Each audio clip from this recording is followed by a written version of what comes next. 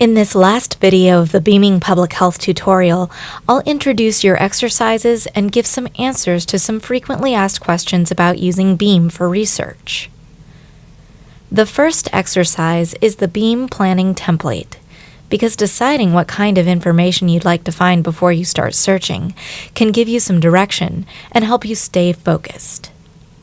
Here is an example of a completed BEAM planning template, which I filled out on the topic of opioid addiction in Fresno, California. Each of the bubbles corresponds with a BEAM element, and inside each one I wrote the type of source I plan to look for. For background information, I'd like to find information about the biology of opioid addiction and news about opioid addiction in Fresno. For exhibit information, I'd like to find statistics on opioid addiction at the national, state, county, and maybe city levels. For argument sources, I'd like to find scholarly articles about potential solutions to the problem of opioid addiction.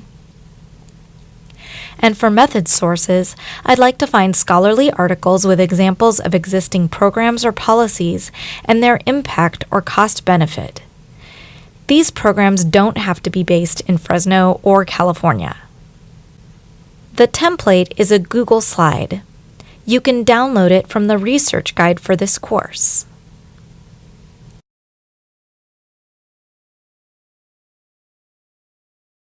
When you click the link, it is a view-only file in Google Drive. Make a copy of the file and save it to your own Google Drive.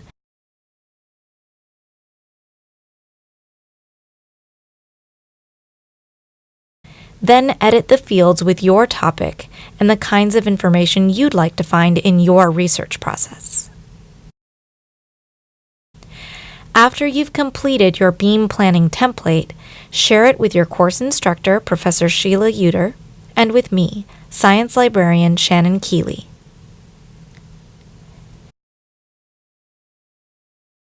Exercise 2 is the Beaming Public Health Worksheet, which is also linked on the research guide for this class. Click the link and it opens a Google form. Enter your name and your topic, and use the tabs on the research guide that correspond to the different BEAM source types to find those types of sources on your topic. This worksheet asks you to find 3 unique BEAM sources for your project.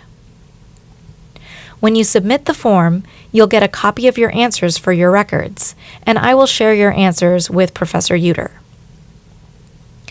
Now I'd like to answer a couple of questions I get from students pretty regularly when I run this workshop in person. Students often ask me if a source can fulfill multiple BEAM categories, and the short answer is yes. Both argument sources and method sources are usually scholarly articles.